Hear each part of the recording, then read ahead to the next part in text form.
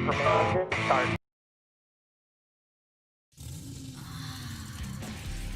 From the trenches of motorsports and Gearhead Central, this is RealTuners Radio, your all-motor, boosted, and nitrous-fed hour of power. Now, here's your hosts, the Reverends of RPM, the faction of traction, John Bewley, Scott Clark, Bill Fowler, Scott Evans, Mark Dahlquist, Mike Perduto, James Short, Tom Sewell, Brian Barnhill. This is RealTuners Radio.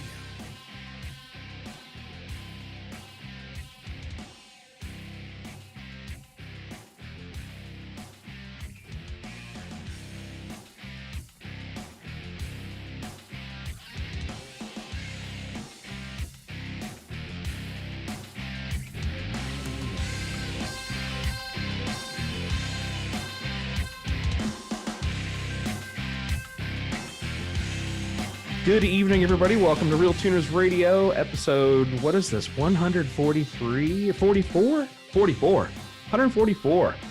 December 30th, 8 o'clock Central Time. Hopefully everybody got what they were wanting for their hot rod projects for Christmas or the holidays or whatever your particular holiday is. So welcome back. If you listened, obviously we were off last week for the holiday, but 2 weeks ago we had the guys with the that had been working on the Ford crate engines, the new 7.3 liter Godzilla motors, and I just got the audio for that podcast worked out and posted up this afternoon. So it's on YouTube. Most people have seen it there, but if you do the podcast thing, that one should have just showed up an hour or two ago. And this one hopefully we'll have up tonight right afterwards. We're trying to keep them caught up. Can be tough to do.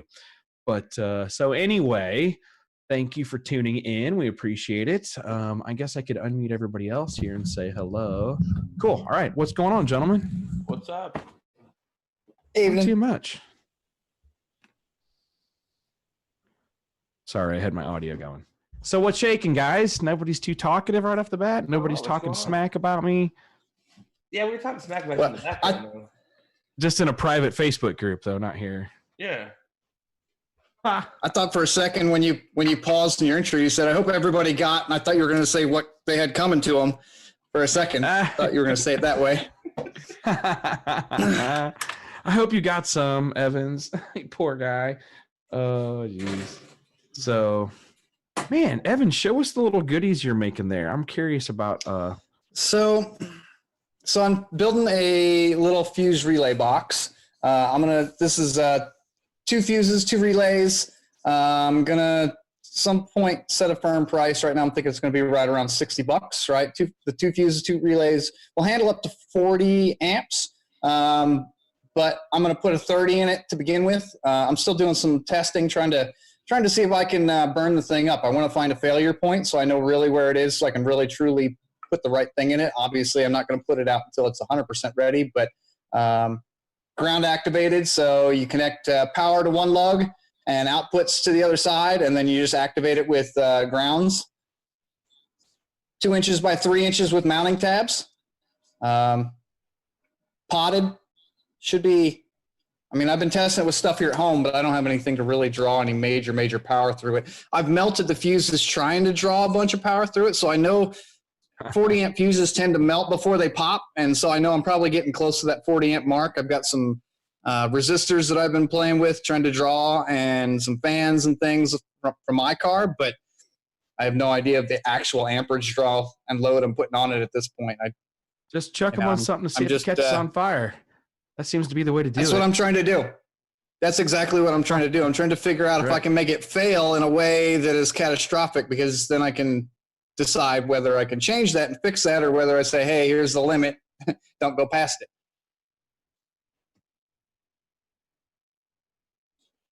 Sorry, reading the YouTube. Yeah, I'm reading all the comments now. 2020's out like a Chinese turbo. We need to play our commercial again. We have a new saying for Chinese turbos. We call them Wish turbos, like the app from Wish. Got that turbo off Wish? Because AliExpress became an old joke. Oh man. So anybody been racing or doing any car stuff projects? Perdido, you guys are doing car things. You're in Florida. That thing doesn't you don't have an off season. Not really. We got the RX-7 running, started up last night, got everything going through the gears, filling the tranny. Apparently our oversight, we didn't check to see that the rear wheel was bent. So we're sitting there and the car's wobbling on the lift and we're like, yo, that wheel's bent. So I think Will got in touch with RC today, got another wheel on the way, and we're going to pick up my set of wheels tomorrow morning. And that way Will's watching right now and he's like probably cussing me, but we're all aboard to have the car on the dyno Friday if tomorrow goes as planned. So we'll see what happens. What dyno are you guys using down there? I use Dennis King's up at Red Lines. It's a 224 Dynojet. Yeah. I've remoted in there before. That's good. Yep. Dennis, good people. Yep. Ruby. Troy Bomb, good for 4 smart coils each relay. Scott Evans. Absolutely. Yeah, it should be totally good for 4 smart coils, even at 16 volts. I think one relay should be good for 8 of them on one side. Yeah. Yeah. Check that. All wired ink. Scott Evans used headlamps as loads to test the current capacity. I like that. I've been playing with them, but when you do the math, it doesn't come out to that much. So it's fans and big pumps are the good ones, but for a pump to have any load on it, you've got to be pumping something because you want that big inrush on either a big ass fan or a big pump. Because if anything was going to pop the fuse versus melt it, I would expect it to be something with a massive inrush. Yeah. Is the relay a good place to put a diode, i.e. trans brake? Well, these are mechanical relays, so they're going to be a pretty slow on-off. They're not diode protected relays. They're resistor relays for a standard automotive relay. The standard automotive ones actually have a diode in them, but that's to keep your power leg from latching the relay open. Right. Power from the coil, if you join it to the power supply. They're not fast enough to be a PWM. I'll tell you that. I mean, you could if it's a real slow PWM with a mechanical relay. They're just too slow to latch and unlatch, but they're good for on-off for sure. You could absolutely use it on a trans brake if you wanted to. Turbo truck guy, have you guys ever tuned electric motors? Oh, you shut your mouth. We're not talking about that yet. We got these 5. Yeah, we're not talking about electric. I mean, I guess you've ever played with a speed controller, a programmable software-based speed controller. I have. So I guess that's tuning electric motors. They're pretty simple. I mean, they're honestly, like what you're doing with the jet engine is pretty much the same thing you'll do with an electric engine. Exactly. Yeah, that was the next thing I was going to say was the stuff I'm doing with this gas turbine engine is damn near the same thing as electrical, except it's actually easier. There's no timed events, right? So I don't actually got to worry about the position of the stator or the rotor or whatever. I just have to know the speed and then the quantity of fuel going in. Put more to it if there's available EGT. Yep. Basically, keep your temperatures low and dump as much power as you can get away with before those temps get too hot. If you saw I guess in your case, you can add a bigger fuel tank. We got to add a bigger battery to the electric cars. But they said this thing only burns like 5 gallons of diesel or kerosene on a pass, so that's not too bad. For 500 miles an hour. It's going to go through like 2.5 gallons of water, maybe. One of the things to control EGT is maybe we're going to put more fuel to it and then let the system fire off a water injection system, a water methanol. They'll do 50-50. And there's, they're arguing over where to put it. Well, some of the guys don't want to run it. Some of the guys want to run it in the combustor, and some of them want to run it all the way up in the inlet. But Fowler, I'm jealous of your background. Yes, sir, Mr. Fowler. Check out the fancy background. Good choice, too, to start. I'm giving it a try. This was at my one and only no prep in Phoenix back in, August of 19. I was waiting for the '06, but all right. No, '06, thank you. Man, it's quiet. Is anybody watching Facebook comments? Are there? Oh, there are some. I haven't watching them yet. Wow. So did the video work on Facebook tonight? Yeah, it's working on Facebook. Event video is working. Wow. Yeah, I guess when you go to the page, it takes you to the about. You just got to make sure you go to the discussion and then click on the video. It's not quite the same where it takes you directly to the video, but Actually, I guess that's not true. When it says you went live, so I guess it depends how you went to the video, but it is working. Yeah, it popped up and said Scott Clark's live. I clicked it and it came up like normal, but That's cool. So it's working this time. I don't know. So it was different 2 weeks ago when I tried and I failed, and then this time it was different again. That they're changing their interface, but I was able to figure it out this time. But man, it was frustrating. It's infuriating. I don't want to create an event for a video. It's a pain in the ass, but whatever. Evans, I just That's why we have YouTube. You and Rick Tapp need to talk. Yeah, Rick needs some badass relays for his controls for his fuel systems that he does for the Hellcat cars and the Mopars, late model stuff. Ooh, look at all this stuff on chat. Oh, Grapevine says AEM was wanting to transition to EV management, nearly dropped support for their EMS. I mean, I thought that was a known fact. I didn't think that was a Grapevine thing. I was told that AEM's not developing any further engine control stuff for combustion engines, but ready to do hot rod electric cars. Yeah, and that's been their go-to. Yeah, that's pretty simple to do.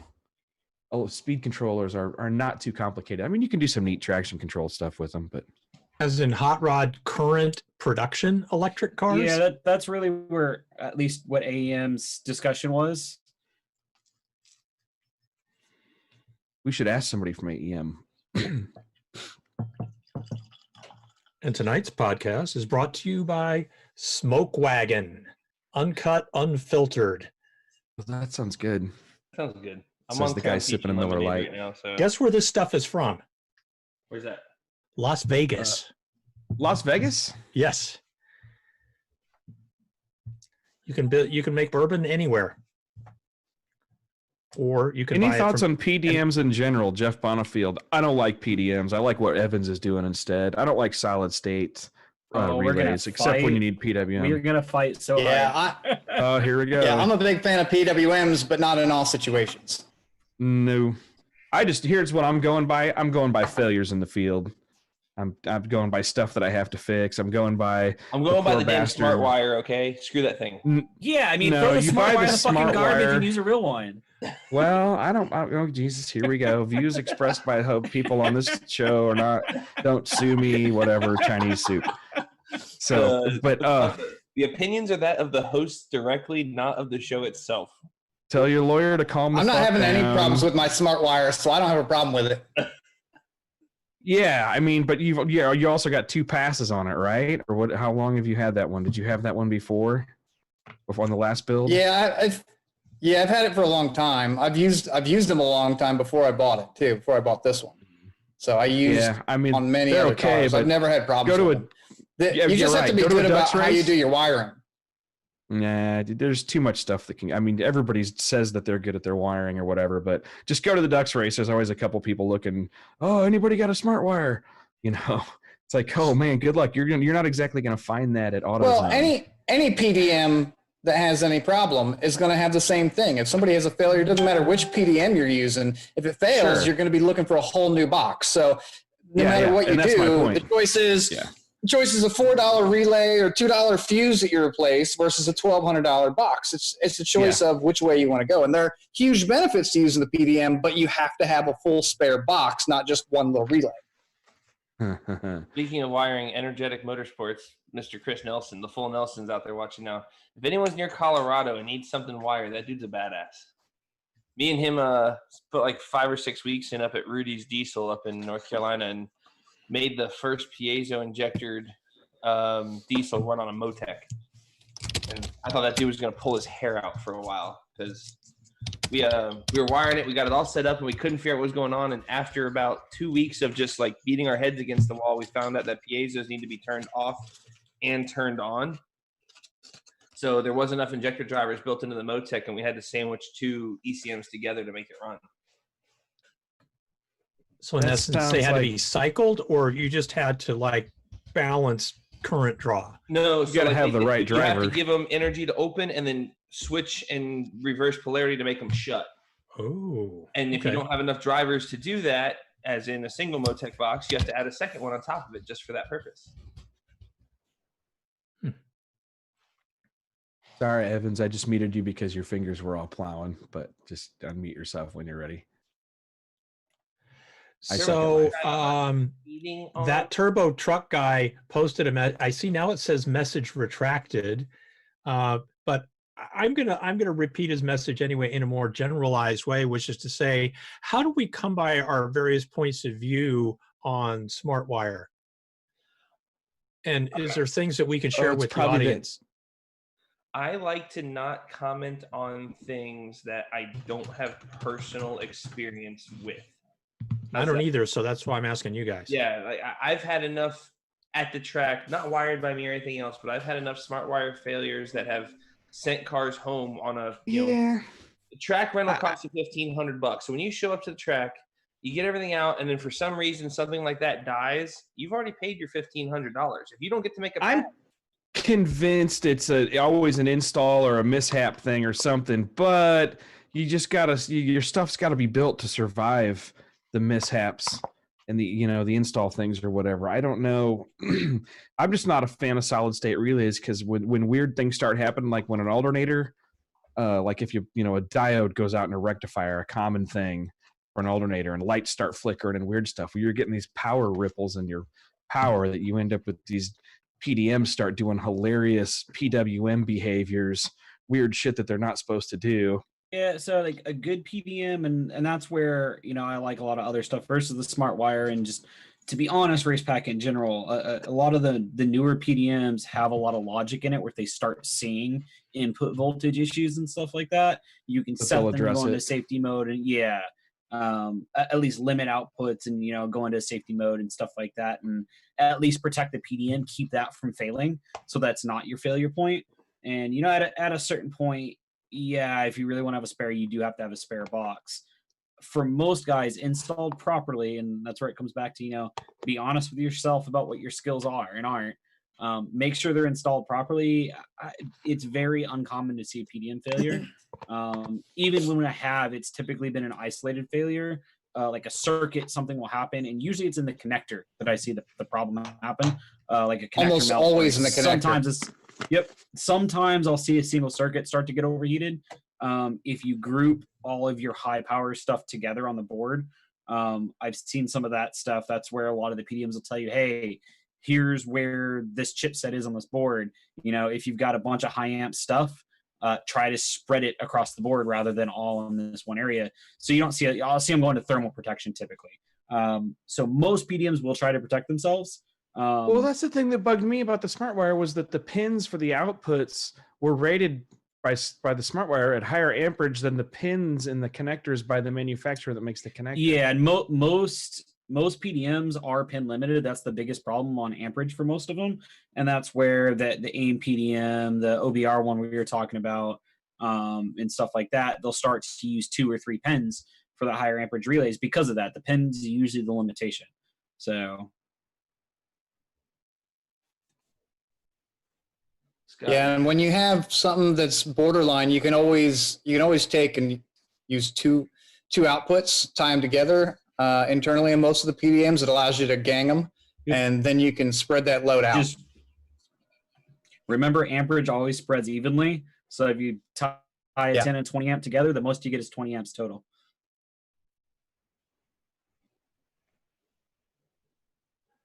Sorry, I was answering some. The one time I used a Motec PDM. Sorry, my camera's jacked. Yep. Oh, we use them on we use them on a bunch of the drift cars for the Sorensens. They work great. Typical Motec jokes, the price they are, and then you have to have $150 cable to connect to them. We also use them in those Genettas. Great PDMs. Definitely a little bit more of a learning curve. But they're rock solid and tested. As long as you wire them right, highly doubt you're really going to have a problem with one, unless something really drastic happens. I haven't heard of anybody breaking the Motec stuff frequently. I think it's built pretty tough, their PDM especially. I know their PDM is well loved by other people who might use other ECUs like Life Racing. You see the Motec PDM in a lot of off-road trucks, desert trucks. PDMs are the go-to in our trophy truck stuff, and in any of the high-end road racing, all the SRO endurance stuff. That's all PDM. Which I will admit that we all Recommend carry other than spare a smart boxes, wire. but that's because Honestly, you carry Calvin double of Smith, everything. Calvin Smith is asking, what do we recommend other than a smart wire? Man, a relay panel, a simple set of relays. You probably got 5 things you need to turn on and off. Use relays. If you're in that price point, the ECU Master PDM is really good. The AIM PDM is going to be really nice. I would wait until it's been out and tested, probably midway through 2021. I haven't used that. That OBR one looked pretty good. And I know a lot of guys have been talking about the hardwired. It's good on the price. I'm not sold on it software wise. I think it's nice and it's a good option. But for me, it's missing a lot of the stuff that makes me want a PDM. It's not just solid state and stuff like that. It's the logic you can do in the PDM. The programmability is a big deal. SmartWire was nice about that. I was impressed with SmartWire's programmability. I mean, I did turn signals on Larry Larson's truck. You know, I did stuff like I set up so we had a reverse switch on the dash, so you didn't have to hold the trans brake button down, but it would check that the car wasn't in race mode. You know, we had a switch for that would say, okay, now I'm going to enable the trans brake button, but it became a horn when the trans brake or when it wasn't in race mode. There's a bunch of cool stuff like that. You know, there's timer functions. So like even on cars that didn't have intermittent wipers, I'll set a timer and I can do intermittent wipers, and you can do intermittent wipers on a single wire to the wiper motor as well, which is really nice. There's nothing wrong with mechanical stuff either. You know, it's I have a mechanical in a ton of cars. You know, the budget and setup is right for it. But you know, I think there's a lot of benefits to a PDM that are very overlooked. Yeah, for sure. But I mean, again, you're a guy who's going to spend you're basically writing code for your car is the level of detail you like to go into customizing. Some of these guys want to slap it in quick. Well, that's and you know, yeah. Brian has no other response, really. One of the things I've started doing, and I don't have them out yet, I haven't advertised it, is starting to try to do some pre-wired, a bunch of functions we do, provide a flying lead harness that's laid out for the most part. That way I can pre-program a good chunk of the PDM that, hey, I know this output is fans, so here's your PDM pre-programmed to do a bunch of this stuff. That's awesome. I mean, that's what people want. You know, I talked to Brad Nagel. He's out there in the field wiring something today, as a matter of fact, and he's like, it's somewhat pre-made or maker kits or something that meets you halfway, terminated on one end, you know, or terminated at a bulkhead, common bulkhead or something like that. Yeah, give you at least a start, save you some time, and you know, try to eliminate a lot of the common wiring issues. And a lot of the issues I see are guys pinning out at the PDM, the base wiring, and just laying it out, and even to the point where we talked about of giving yourself individual grounds or outputs, so you're not trying to splice things together with, you know, the common Kenny places Howard's over here cracking GitHub jokes. Don't be joking around. I spent a whole bunch of time on Git this last couple of weeks working on a project. Been on Git in a couple months. Oh man, I gotta throw a shout out to Nick Grabs. You guys know Nick Grabs Racing? Nick Grabs is a badass, but he did some pretty cool stuff on YouTube with using Arduino to do a can for Megasquirt stuff that was pretty badass, and shared his code with us or pointed us to it on GitHub. Got all up to speed. Pretty cool. So making some neat toys. Oh, that's how we spent our holiday. So let's see what else. I mean, there's a ton. It's like 80 some people listening tonight. Thank you all for tuning in. Max ECU PDM isn't standalone yet. Okay. So the Max ECU PDM requires a Max ECU computer to run. To be honest, that's not a terrible business move. I would like to see more guys do it that way. And the next one that really is holding it back for me is slave units to the PDM. So I'd love to see ECU Masters release like a 4-channel PDM. So I could put it, say, in the front or back of the car where a bunch of high amp stuff is, and just that's what you need, man. You need listen. No, better than that. Take that 4 channels worth of relays, put them high, make them high current, like look something like Evans is making, but with a can head on it, and then have it also have inputs, analog inputs, and wheel speed sensor inputs that it sends back over. Yep. So I've actually done that sort of in a dumb way. I've used a box like what Evan has. There's a Busman box, and I've used one of the little CAN IO expanders or the CAN switchboard expanders from ECU Master. There's a couple others out there to bring inputs, outputs there, and to trigger, because it has outputs, so I can trigger the relays locally via CAN trigger from the ECU. I like that. Oh, it's such a quiet and chilled. Everybody must have had a chilled holiday. I know I did. Everybody probably stayed home like us and Skyped with the grandkids and the family. I think everyone's just kind of, and I say this, I'm never one to rush time because time's the one thing we can't get back. We can get money, anything else. But I'm so ready for this year to be behind me. I'm burnt the hell out on COVID-19, man. Yes. Jesus, let it romp. I mean, I hate to say that for the people that are dealing with people that are affected big time by it. But man, just it's killing all the businesses around here. We were just looking, we were gonna do dinner. We like this Asian restaurant. We like this Thai restaurant that's really good. Sorry, Vietnamese restaurant, and it closed down. And it was like the third one. That's all three of them that were in the town we live now, and it just sucked. Those people, it's like, why? You know, restaurants are getting shit on. And their owners over this. Guys in Evan's business just were completely crapped and dropped off at the beginning. I mean, just completely killing entire industries. And we have no idea when we're ever going to work again. No, if there's even going to be an industry. And then you go to Walmart or the grocery store, and it's just, nobody's following any rules or anything, you know. And I'm just, well, bro, whatever. I'm in Florida. We don't have rules. I went into a chain restaurant this evening, no mask, walked in, sat down, ate my food, walked out. We're the polar opposite. Excuse me. It's changed a lot. You go down to Dallas, Texas, man, everybody's a Nazi about it, which in the state you'd not expect it, right? Nope. Dallas, Fort Worth area, every place is masked Nazis. Where we live here, we're super limited here, man. Yeah. Yeah, it just depends. It's a regional thing. But, so anyway, what else? What about you guys? Well, even on the regional thing, there's a lot of like we've got restaurants that are open that are like speakeasies now. Hell, I got my haircut the other day, believe it or not, and I got one today. I'm disappointed in it too, by the way. You know, it was go to the lobby of the building because this is a place that's in the lobby of a big building, and she says, this is the same one I've been going to for 15 years. She says, well, come sit down in the lobby, then I'll come get you. And so it's out of, you know, the little side thing that goes down back behind the actual offices. So I'm like sneaking in to get a haircut like Nancy Pelosi. So, oh God. And you're worried about things that are going to get us in trouble. This is what's going to get us in trouble. Yeah. Maybe. Whatever. Let them come for my haircut. You know, whatever they're going to do. I was waiting for let them eat cake, but all right, go ahead. Yeah. Any of the above. Scott, I have a question that goes back to this PDM discussion a minute ago. So I have what I believe to be sort of the analog equivalent of that with the spaghetti menders. You do, and I love it. Love it, by the way. Sorry, I would love to brag on spaghetti menders. Go ahead.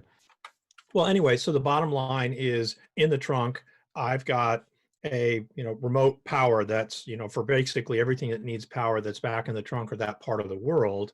And then it's got this little DB9 cable that goes up to the front where the control stuff is. Which is a simple serial cable for the rest of the world out there, a 9-pin serial. Yep.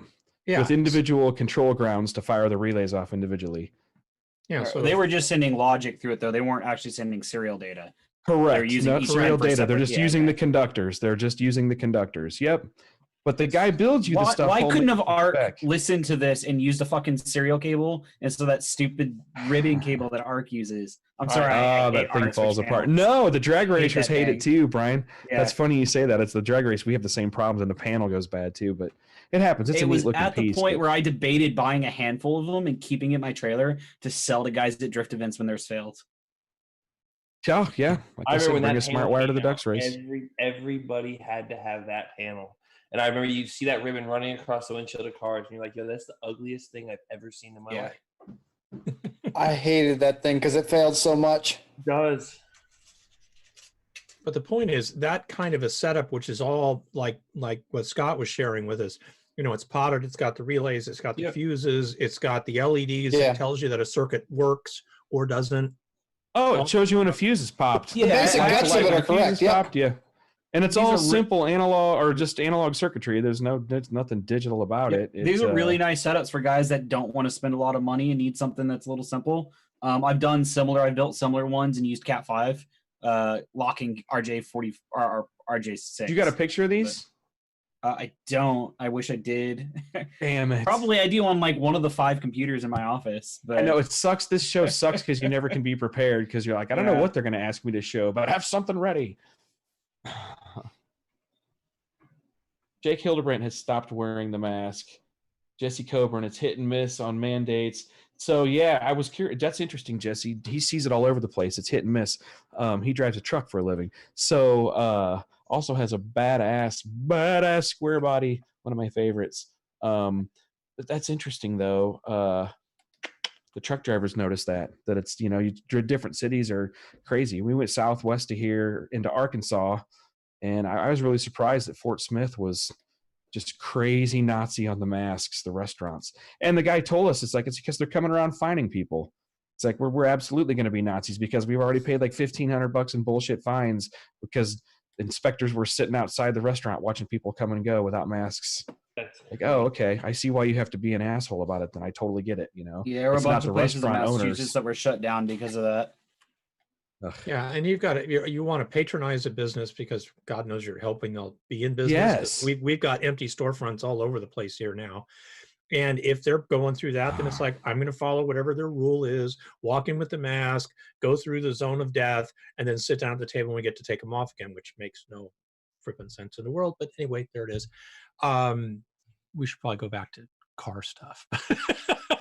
We're going to I'm just reading all the guys are reporting in. Jay Blanchard said Michigan blows as far as COVID. Dude, I mean, Jay, Michigan, you guys are like #1 in the news. You're Gretchen Whitmer off the hook. Yeah, she's getting up there with California crazy. And I'm not usually super political on this show anyway.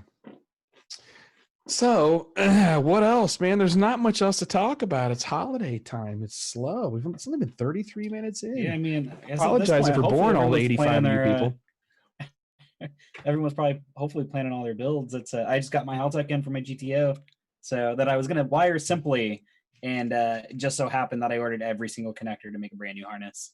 So give us a call if give us a call if you need some remote tuning help, man. I'm here and happy to help, and it's a little bit slow right now. It's the time of year, but not horrible.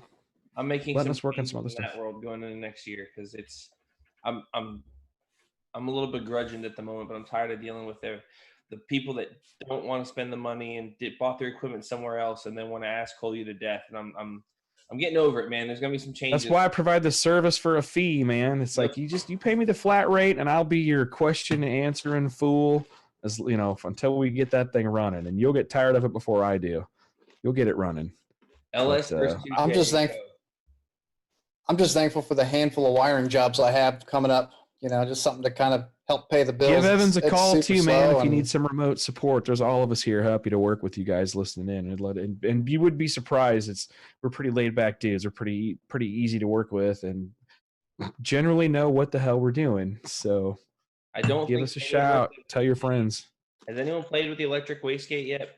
Barnhill will probably be the first. I don't think. No, I've played with the servo actuated gates on the Mercury engine, the race engines on the boat. That's it. I want to, and the M-Tron's capable of it, and a couple other ECUs. I think the Nexus would be capable of it. I think the Elites technically are, but some of the programming might need to be custom. I haven't though. I really want to. So I haven't done any research on them. What are they? PWM electric, right? Is that what it is? PWM electric? Or is it an actual voltage change electric? It's an actual, you need an H-bridge. Yeah, H-bridge, kind of like a drop-ball wire throttle body. Or holy crap, it's James Short. I'm larking in the background. I was going to say, must be really cold in the shop if James is on. No, I'm actually in the shop. It's actually like 60 here today. It's weird. Evans Bomb's asking if you travel to wire. Maybe he's got some overflow work. Absolutely. Absolutely, I do. Send me a message on Facebook. We'll talk a bit more. I'm actually going the end of January to Carlsbad, New Mexico to wire a guy's car. So I like this LS versus 2J. That's a hard place for me because I have love for both motors. Oh man, yeah, like that's like, you know, blondes versus brunette. Come on, like you don't have to pick, right? I know which one I picked. the one that puts out. Grab a lane, bitches. Oh man, I mean, I guess I love Jay-Z's, but ask me which ones I own right now. Yeah, not a single Jay-Z car in my driveway. But that's where I'm at. Yes, it's hard to say. You know, like there's definitely something for a Jay-Z. James John Ryan's asking what your combo is going to be for this year. Who, me? Yeah. Similar. Switching methanol and losing about 500-600 pounds. The Jenny Craig plan. Yeah, it makes enough power as it is. I just couldn't use it. Getting chassis updates, more cage. I've been running an 850 cage this whole time, so needs a little update. Time for bars. More bars. It's hard to add bars and lose weight at the same time. Yeah, that's what Will's doing with the RX-7 right now because he was the same way. He had an 850 cage in that car, and it was like when it went into the wall, it was like, okay, it was time to. That was the wake-up call. Yeah, it's better to update it before you needed it. Yeah, I think the thing when you're adding bars is to be really thoughtful about where exactly they go, you know, getting rid of like door handles and crap that you don't need. So the bar, especially on the, you know, your left arm driver's side, you know, they make like the one in my Fox, you know, it was a beautiful setup, but it actually bends around the factory, you know, armrest. And that means it's right there, and there's no way that it's not right under my elbow all the time. Yep. And if I'd had any brains, we would have gotten rid of the armrest, caved in the door panel, so to speak, and put the bar the other direction. Besides which, that would give the bar a little bit of crush area before it's, you know, on me, or at least on my arm. More like a NASCAR. Yeah, all those like really like there's a bunch of really nice looking like full interior cages, and then you start looking. I've seen some good cages with interiors that are safe, but then you start looking at some of them where the cage just winds up right next to you and stuff like that. It's just thinking about that cage smashing in your ribs, your arm or elbow, and getting you stuck in the car is I think overlooked quite a bit. That's a really good point. Now, Scott McDonald mentions that he is in a wheelchair and figuring out how to update a cage. So doing a funny car hoop, you know, so, you know, a swing out bar means, you know, you're limited on what you can do. At least with tracks that look at NHRA and really pay attention to that stuff. Other than maybe building the bars in such a way that they actually help with your egress and ingress. And I think if I was doing something like that, I would spend some time with your local NHRA tech, or if you're going to get it certed, and see what you can figure out that will pass to the cert you need it to pass, and allow for that. Because there are obviously people that are driving quick cars that have different types of controls and needs for, you know, to fit their particular situation. So that's the route on that, Scott, is, you know, follow that down. Work with the tech people, because if you just call up NHRA Glendora and say, can I still run a swing out bar with a 25-3 cert, the answer is just going to be no. Exactly. So, you know, just, you know, spend some time with people and see what they can work out or figure out or whatever. Because I have seen some cars where they've made some accommodations. That's not a blanket, yes, you can, but it's a route to follow. John Ryan, yes, when LS turbo combos crack cylinder heads, that's a heat issue, and what is the remedy? On some combos, it is a heat issue. There is some other heads where it is strictly a pressure issue in the hull. To move some heat out of the heads, we do have some guys that are modifying take like a trick flow head, but look where the factory freeze plug would be on the front of a factory head. And you can actually, I'm not going to tell you to do this. I'm telling you to deal with your engine guy. But there are guys that will drill and tap and add coolant lines to the top of the heads and move water through the head faster and stuff. Such similar, like if you look at like a big chief head and a big block, how they add the coolant lines up top. As it happens, I run steam lines, coolant lines that come from the back of the head through the intake manifold up into the water crossover manifold at the front. That's a very common thing on the big block Fords. Yep, just another way to move more water. And Scott McDonald, yeah, that's so yes, you're not going to pass cert, and I get it, and the track's. I'm not going to say the track should, but the track's probably going to let you in anyways. You're one of the few that's doing it for your own personal protection, even though it doesn't matter, and I think that's a big problem with safety in this world is people look at safety and drag racing as a hindrance. Like, oh, I went 999, now I need a roll cage. Like that every one of those rules is written in blood. And when you remember that will tell you why that's being done. They're not doing this. It's not just drag racing. It's drifting's real bad about it too. I get it. It sucks. It costs money to race, man. Like, yes. It costs money to go fast. I'm sorry. It's part of what you got to budget to go fast. I still wear a fire suit in my 130 horsepower Miata because I've been in 3-car fires and I don't want to be in another one. Dude, nothing scares me more than fire. Nothing scares me more than fire. And it doesn't matter. I've seen, 60 horsepower cars catch on fire. And it spreads just as fast.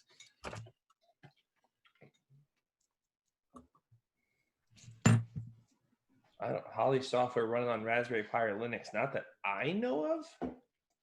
So I've seen some oddball discussion on the forums lately about guys trying to do standalone non-OE or non-Holly dashes on Holly ECMs, but the threads keep getting deleted. So I'm not going to say it's not possible. So I'm saying that currently it's being stopped or shut off. So the big stop point right now is the fact that it is a Windows-based program. So unless you can run a Windows operating system on a Pi, that's where your limitation is. And then once you get into that, if you can run a Windows operating system on a Pi, then you're going to run into the other hardware issues of just being powerful enough to do what it needs to do and having a fast enough USB bus to keep up. I don't know the limitations of the hardware. Isn't enough horsepower to run a Windows OS.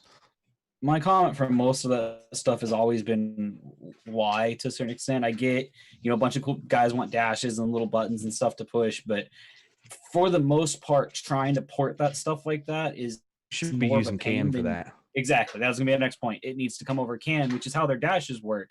And if someone's trying to make a dash work, either a non-Holly dash with a Holly or a Holly dash work with something else, that's where problem is in your CAN is hard for the average guy. CAN is hard for the average guy, man. I've struggled with that recently. It's one of those, once you kind of get used to it, it's one of those hurdles. It's not like a slope. There's a bunch of cliffs you jump up, and now if you get up one, all of a sudden a bunch of shit makes sense, and then all you do is find out there's all this other stuff you don't know. But I think a lot of one is it's hard for what we want. You go look up CAN and you start talking to CS guys and like programmers that are going off about, most significant big Indian or little Indian. Yeah. Stuff that doesn't matter for most of us. You just need to, hey, this is what I need. Cool. I don't care about why. On to the next. How do CAN IDs work? How does the basic packaging work and stuff like that? So Hey, I have an oddball dash, sorry, which is a Dash 2 Pro, but it's set up for CAN, and that connects to the MS3X, and that's been good because I'm able to move. I like that dash. They're hard to set up, but everything's hard to set up in CAN. Yeah, so I'm mixed on them. Once they're working, they're decent. I think they currently in the last 3 to 5 years, I feel like they've fallen behind a little bit. They just haven't updated as much as. Now Bill's got the LCD, and I like the LCD. Yep. You can see that sucker in any light. Yeah, and I guess that's the LCDs are nice, and like it is a nice point. But now at this point, you got Haltech with an $900 TFT. You've got AEM. I think you're looking at on the CD5, you're looking at sub $1,000 on full color, nice TFT color screens and stuff like that. So yeah, and I'm not saying that this is the be all end all. This is what I bought based on a recommendation for what else we were doing in 2014. So there's absolutely nothing wrong with the Dash 2. I've used a bunch of them. They're a very good Dash. I think their price point's pretty reasonable. And they do have a lot of CAN integration built in for you, which helps. That's one place where AEM and AIM have been really good, is they just have so much predefined CAN, where you just go and say, okay, I have this ECU. Dude, that AEM CDL that you set us up with, Brian, on Dan Parker's car that was fucking awesome. That thing turned out killer. I would have struggled setting it up, but I followed what you were doing after I watched you doing it, and you were using a template, and then you added a single analog channel for our wideband, and it all went together in a nice data log. Oh man, you can get real complicated, and I actually have to do some dash designs for some people that I actually never heard. I was supposed to give a text about that. I need to follow up on that. You can get real complex if you want to start doing custom dashes and screens, and Evans has done some of that, and I actually need to do some because I want to mimic my GTO gauges on my Haltech dash. You can get real complex, but the basic setup is there.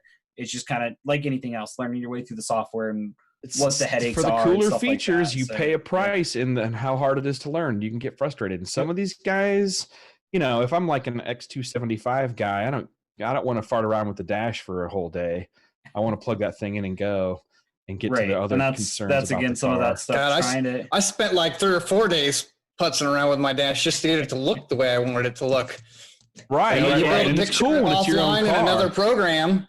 Yeah. You take time in an art program and build it, and then you import the picture, and then you just overlay needles. Yep. That's the only way you get something fantastic looking. I think you find some of the high res scan of the GTO gauges. I'm actually changing mine here to put autometer gauges in mine. I've found a bunch of pictures and I've edited them where they're just the numbers, no needles. And I'm going to use them on my little dash. I want to state for the record that Brian is about to take out the gauges in his car so that he may scan them at higher resolution and great significant effort. Okay, and I'm sure it's going to turn out killer. Also that he can replace and modify and hack everything up and put an LCD dash in the back so that he can put the super high accurate replica of the gauges that he just took out of the fucking car. It's all because my bullshit car decided to use serial bus for half of it, including my fucking dash. So I can't push data. It's the one wire serial, right? It's not CAN bus. It's a unique to GM thing. So it'd be great if I could push, boost level, traction control settings, all of that to my. Why doesn't somebody use a simple because technically Arduino for that or something? Yeah, that's single wire serial can be duplicated, and you can sniff the packets out on that stuff. It's and absolutely you can figure possible. It out. And I sat down and thought about all that. DPW would be awesome. Yeah, but nobody's doing it because they only did it for a year or 2 or 5 or whatever. Right. Nobody cares. Well, no, all the older GM stuff is still on that same serial communication bus. Yep. So like all your Gen 3, C5s, Camaros, Trans all that stuff would fit too. So if we came up with something for that, that would be cool. To drive a I may dash. Do it. What it got to me for now is that I would spend months doing that, or I can just put an IC7 in for now and have everything I want. Yeah, it's really nice option because, even the old stuff, like even pretty much everything GM used back in the 90s was that same protocol. So like it would be a universal deal to make work in a lot of the late model GM stuff. I guess not late. Yeah. I'm wondering how different the GTO is because it did all the weird half CAN, half serial. Yeah. In theory, it should all be the same, but. Is that because it was the Holden? No, it was because it's a LS2 with the 20. It's sort of a Gen 4, but with a half Gen 3 control scheme. So actually, he is onto something. I believe there. Just the GTOs. He is onto something there because the Holden was technically an older platform that was still using the Gen 3 architecture. Yep. Rather than them redo all the dashes and all that stuff from the Gen 3 stuff, they just made a ECM that was a half breed that did both. And then they stuck an extension harness in and 2 boxes to let everything talk to each other, and they brought them to the US. Yeah. Right. There's a reason they have problems with that specific dash harness has all kinds of problems because it was just shoved in there. So it doesn't have a lot of proper NVH and stuff like that. So it rubs and has problems failing all the time. Yeah, I know a lot of GTO Because guys. as much as everyone says, oh, it's a Holden, the GTO, like the Holdens were actually never made with the same specs of the GTOs we got over here. So everyone wants to think, oh, what chassis is your car actually? Is it a VZ or whatever? All the Holden chassis, like, well, it's none because it's literally a parts bin car. Bill touched a nerve right there. Yeah. Yeah, and I didn't mean to. It's just that I know several people with those GTOs. Yeah, and no, some of the things you're saying I have heard before. Yeah, it's one of those. It'd be great, and then I'd sell 5 of them, and that's it.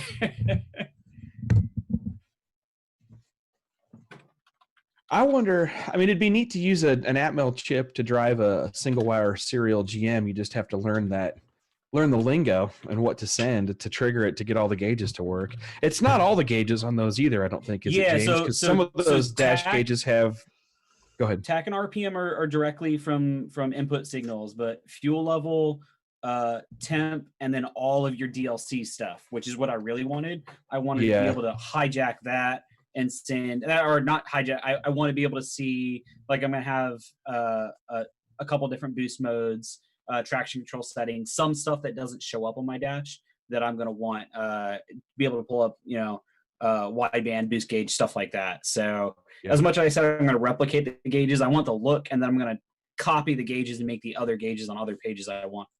I mean, some of the Megasquirt guys, and I know Peter Florence was doing this with both BMW and was it the Honda? No, it was the Porsche Boxster display, but they were taking over. They were actually hijacking the LCD text, air fuel ratio, and then they'd turn it into a gauge, or they'd change the fuel gauge into an air fuel ratio. Yep. Yeah. So we do that on all the CAN bus. My wife's car, I do that on her BMW. There's a company that made some interfaces for GM stuff, but they only worked on the CAN bus stuff. They didn't do the serial. Dash Logic. Yep, Dash Logic. That's who it was. Yep. Are they still around? I believe so. So they were originally owned by a company called Palmer Performance. Then they got sold off, and I'm not sure. They've been bounced around a little bit. Actually, they might still be under Palmer. I had a little bit of a gripe with them because they wouldn't put a phone number up, and we were a distributor with Palmer, and they started listing our phone number. We got every single one of their tech support calls. Holy. Wow. So they are still around, but I'm not seeing their so their dash stuff is all, and they even say straight up it's a CAN only. I need to go look at what kind of stuff they offer. That's interesting because I'm just getting interested in this stuff.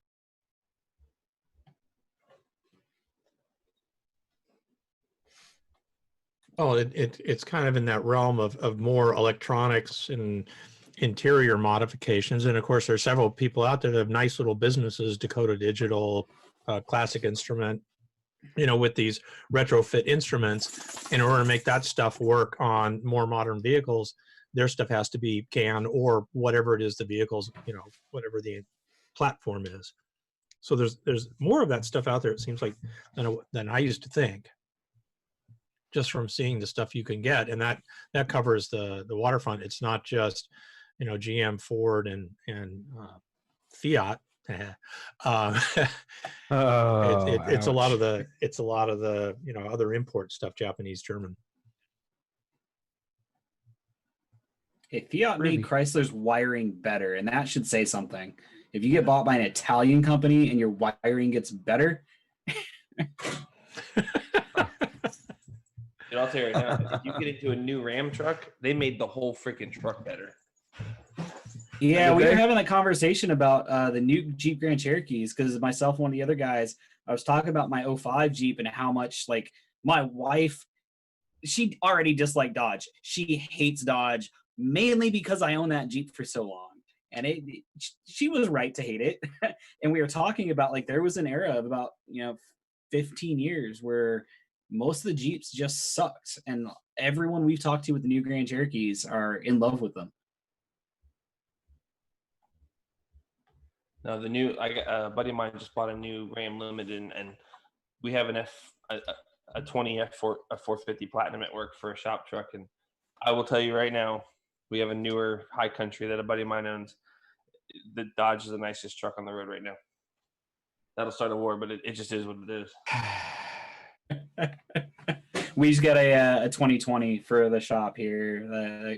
That's what he's been rolling in. It's nice. Like, we had a 2018 F350 that we used for one of the guys I was buddies with, and we drove all over the country in that truck for FD. And at the time, we drove all of them, and that was the best truck out there.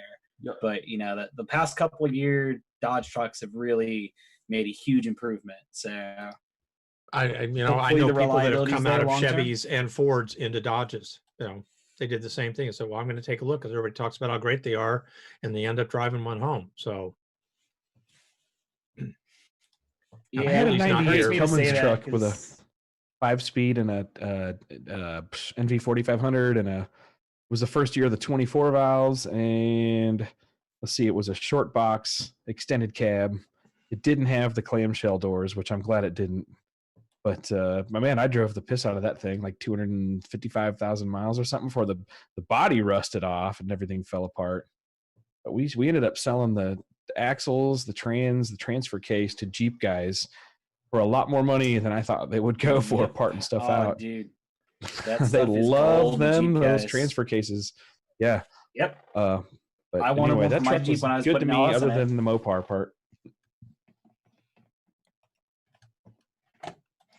Scotty, there's nothing wrong with a 68 RFE and a Dodge if your tuner is worth a crap, or if the truck's left alone. But now they're all on the same 10-speed. They're all using the same trans anymore, I believe.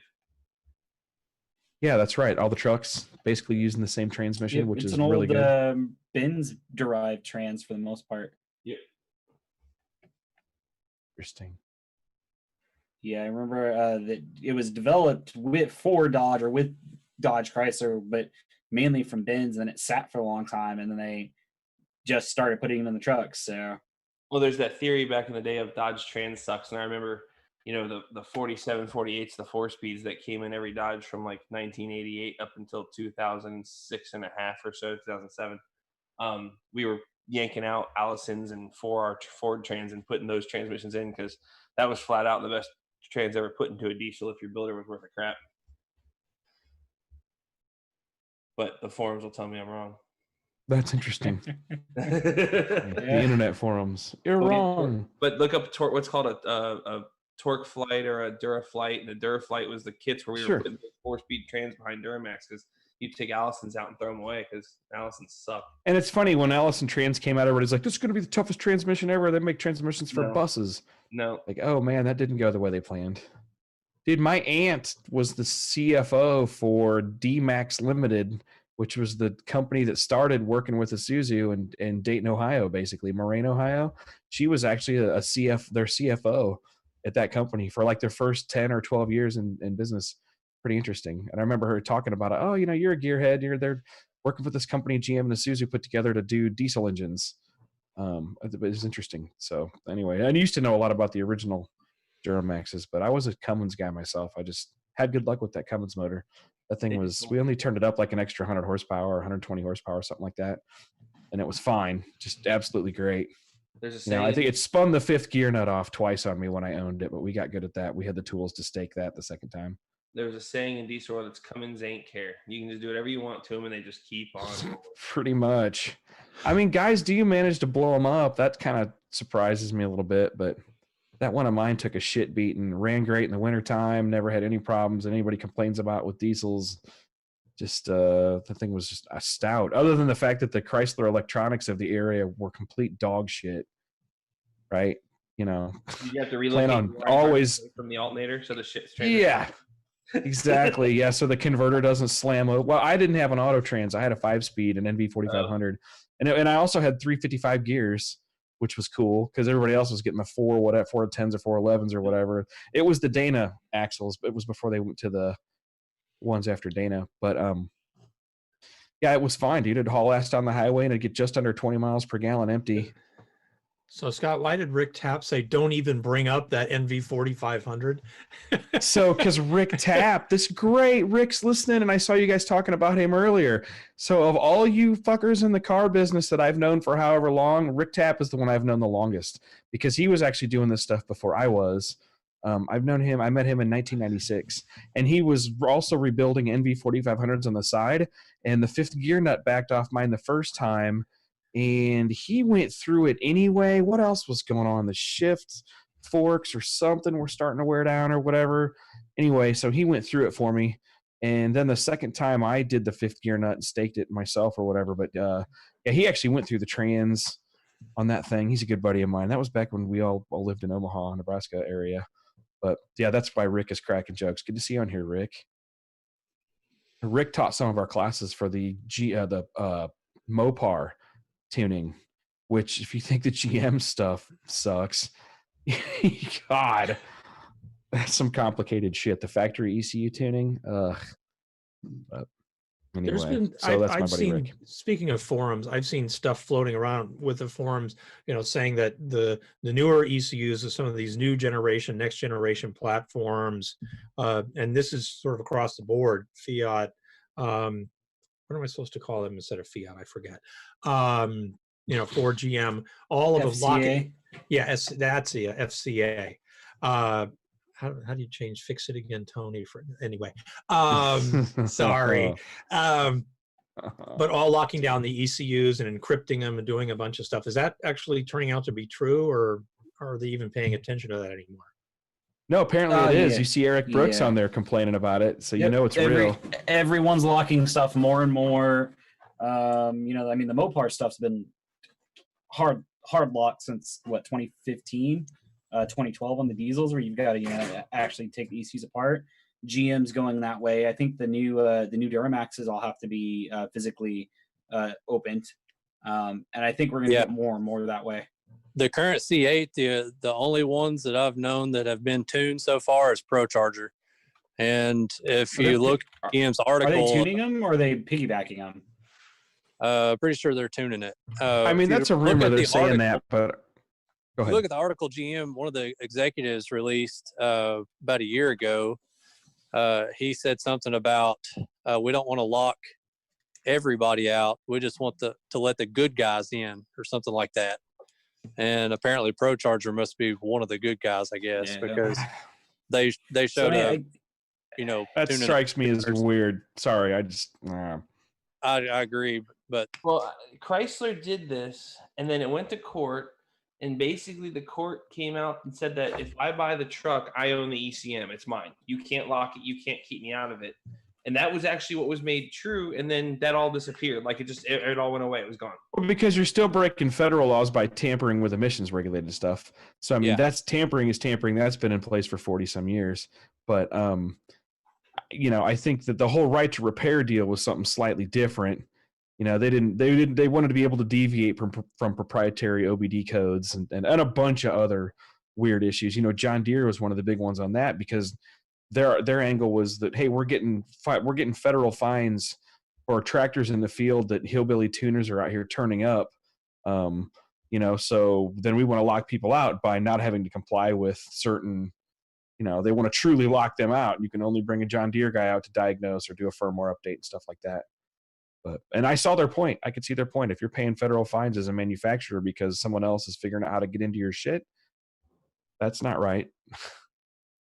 But on the flip side, I also see the farmers, some of them aren't turning them up. They just use them, and the damn thing goes in limp mode for some position sensor that doesn't even matter. DPF bullshit. Yep. And then they got a $100,000 piece of equipment sitting in the middle of a cornfield, and on a a fairly time basis, there's certain times you can harvest that or whatever. It's usually more than $100,000 nowadays, man. You can't buy much on the farm for $100,000. Green cart. You know what I mean? Yeah. Yeah, and right to repair is just forcing them to give you access to everything that's where the lock stuff came in, is that unless it's a verified file with the correct checksum, you can't do anything else. So, and that's basically what you have to do when you unlock it. It's not that you can't read and write it per se, it's that you can't read or write any file other than one they approved. So piggybacks are going to be the way of the future. Yeah, I think we're going to see a lot more of the Pulsar type piggybacks and secondary piggyback control schemes and stuff like that. So in a question in a completely different direction, Green Mirror 555 on YouTube asked about the width and the lanes and the distance to the Christmas tree, height of the Christmas tree, things like that. Anybody know that stuff off the top of their heads? I don't, but Wade would. I know it varies based on sanctioning body, because like NHRA, IHRA are slightly different rules on everything, and they do slightly different things on positioning and what everything needs to be. And then of course you get the road tracks that are just, they're a track that got bought by somebody and it's got maintained and changed and may have been built at a different time 10 years ago, 15 years ago, 20 years ago, when they had different numbers that they did those things at. So it's not all going to be 100% the same everywhere, because you can go to track and feel like, hey, these lanes feel skinnier, and hey, this tree seems closer than the last track. Like there's a little bit of variance. It's not, I can't give an exact answer on the numbers, but I can tell you that I can go track to track and I can tell there's definitely a difference.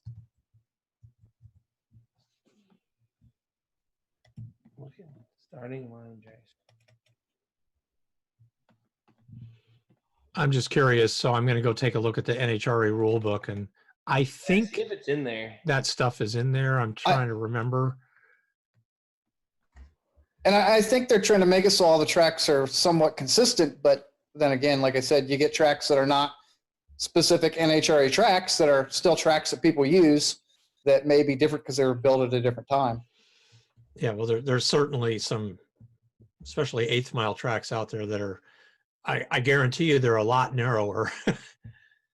Yeah, and on top of that, there's no standard for a shutdown area, because we all know there are tracks that if you don't pull the chute at the 330, you're gone off into the ditch, NHRA text at 38 to 40 foot on the start line to tree and 90 inches to middle of pre-stage bulb. Oh, wow, where'd you find that? Inside top alcohol. Oh, cool. Yeah, because I'm looking through the rule book and I'm not finding it, but who could say? I'm curious, Green Mirror 555, why you wanted to know. It's just, kind of curious, okay, now you just got the answer. Backyard test lane? Yeah. Yeah, or well, maybe out the backside of the shop, or Lord knows. Well, a what. lot of it could be like we ran into an issue when we rated the chassis in the car. The driver couldn't see the tree in the left lane, so a lot of it could be, where's the tree got to be? How do we make the hood? How do we place it? Yep.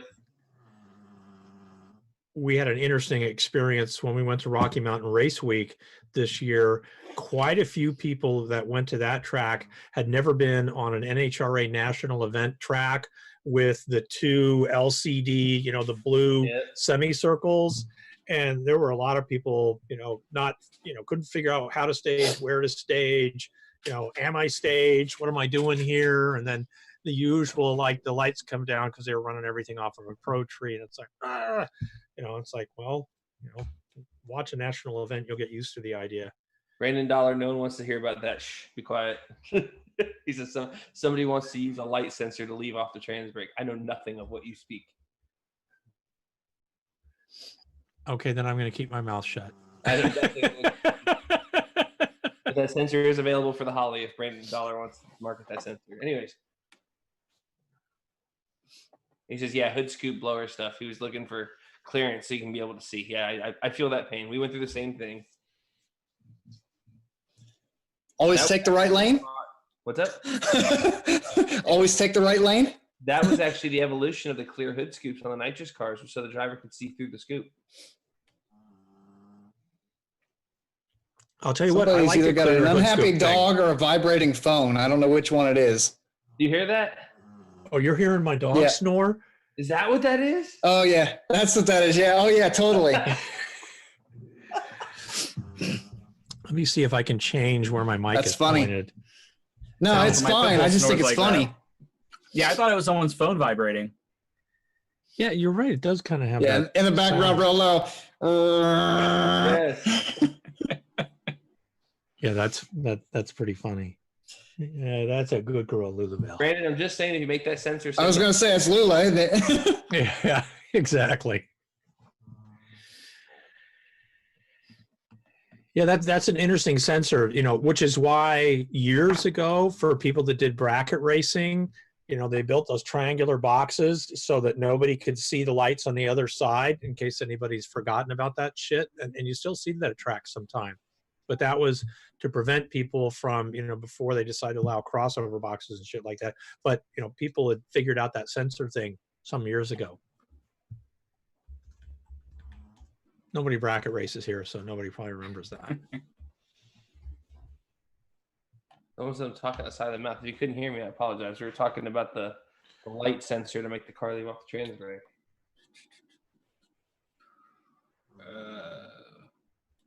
I was enough of a geek back in the day that I used to practice with the practice tree, and I was playing around with leaving to figure out whether my thumb was faster than my finger, stuff like that. So, which it turns out your thumb is usually not faster than your index finger, just so you know. But yeah, you can get into the weeds on that crap in a hurry. Yeah, but if you know the speed of your thumb, then it doesn't really matter if it's faster or not. If it's accurate, it doesn't matter. Yeah, well, that could, if you're running a delay box or doing whatever else you're doing, depending upon the type of tree that you're running on. Right, but if let's just say your finger is 100 milliseconds and your thumb is 200 milliseconds. If you know your thumb is 200 milliseconds and you work on practicing with your thumb, then your thumb is just fine on being slower. Doesn't make a difference if you're consistent with it. Because you still practice to leave at the right time with whatever finger you're using. Bill, some bracket racer says you hit him right in the feels with that nobody bracket races here comment. Well, I didn't mean, I meant most of our hosts don't do a lot of bracket racing anymore. If a guy's taking home hundreds of thousands of dollars for winning an event, I'm cool with it. Bottom line is, I think there are more people making more money in bracket racing than pretty much any. It could be that some combination of no prep and some of the heads-up races, but I think year in, year out, there are more people making more money total in bracket racing than there are in any other form of drag racing. And of course, last year, this year, whatever we want to call it, that was certainly true, even for the pro classes at NHRA national events. So, which is a sad commentary, but true. So what do you think's going to happen to NHRA next year? Real quick, Barnhill, you're being asked a question about using the Ganetta. Yeah, so I saw this on YouTube earlier and I actually forgot. This isn't really necessarily a gearbox question as much, so I think the rest of you guys will have input on this as much. Basically asking on a gear change. Basically ignoring, wheel spin isn't really the concern, but it's about keeping boost up and not destroying your transmission. So it's all power management on a shift. So and it just comes back to that. It's the same way to do power management, and the quickest, easiest way to do it, as far as coming back in, is on ignition side. You just got to keep the torque low enough to not rattle your gearbox apart. And for me, I've got the advantage of saying, well, we just put a gearbox in that can take as much torque as we can dump to it for the most part. But just don't let all the torque come back in at once as far as keeping the gearbox alive.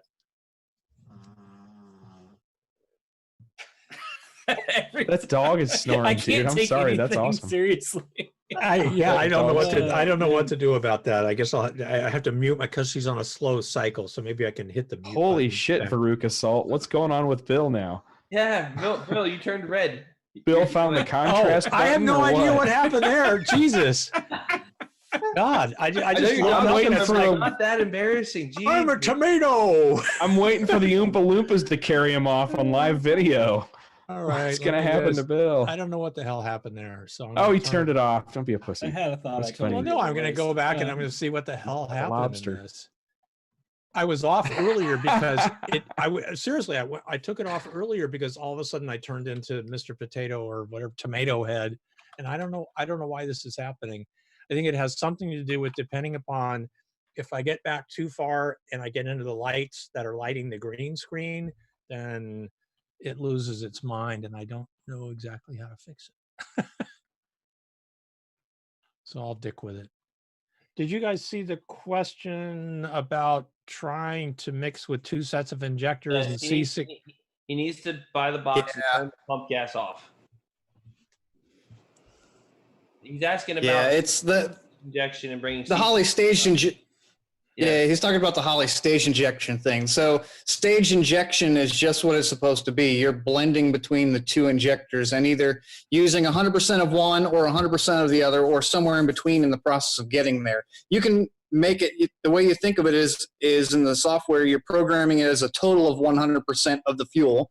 So if you put 50% in both, it's an even blend between the 2, right? Yep. But it only lets you do that if you put it in the mode that uses the external driver box. They don't make it for you to be able to use it with like the Dominator has 12 injector drivers, and you can't use it with that second set of injectors that are going to be staged. It doesn't let you do that unless you use the external box, which, you know, we'd all like it to be what it is, but they designed it that way for whatever reason. So you have to buy the extra box to do that in order to do it that way. Otherwise, you are using the blending within just the normal injection setup, and the normal injection setup, it just turns on the second set and starts blending after a certain point, and it doesn't ever turn off the first one. So you get to choose. At that point, if you're not using the external box, 100% C16, don't use the pump gas at all. No, you're not going to run a small set of injector. You need the box. You need to turn the pump gas off. That little bit of 93 is going to cost you a motor, and that box is going to end up being really cheap. I think that's even the problem with the 85 is the gasoline part, and it starts to rattle first. That's exactly what it is. At some point, the fuel's not mixing. You still have 93 in the hole. That's why you find with E85, where you start to have to ramp out the timing harder, tends to be fairly similar to what you get with gasoline. Like the ramp happens about the same once the temperature's the same. It's because the gasoline portion of it is the problem. Lighting on its own. So what else do we got? Keep them coming. Are those external boxes reliable? So I haven't seen a lot of them in the field. The one I've seen has been running for a while. I'm sure Scott Clark's has seen quite a few of them, I'm sure. Have you had any experiences with those things? The only time I see a box damaged is when there's also no injector hanging open, melted or whatever. Yeah. So it looks like, no, they're pretty tough otherwise. I've only recently started doing the Holly. Started running into the Holly ones finally. Which are cool because I don't know if you knew this, they have a CAN-based error message and current message. They pass some pretty basic, but a pretty, somewhat comprehensive set of, data and error messages that come over CAN bus, and you can set up and capture that in the Holly data log. I thought that was pretty cool. But as far as longevity, no, I think they're all pretty tough. Actually, I just think if you have an injector that shorts and shits out, it may take the driver box with it as collateral damage, but I don't think they just show up and just decide to break. Not like some products. My spark disappeared. Oops. Scott, you're talking about E80. Sorry, Scott McDonald's talking about E85 versus X85. Ethanol blends are, like we were just talking about, it's not the ethanol. Ethanol is ethanol. As long as you get good ethanol, the 85 is still the same. You still get a knock equivalent or detonation or octane equivalent of like 108.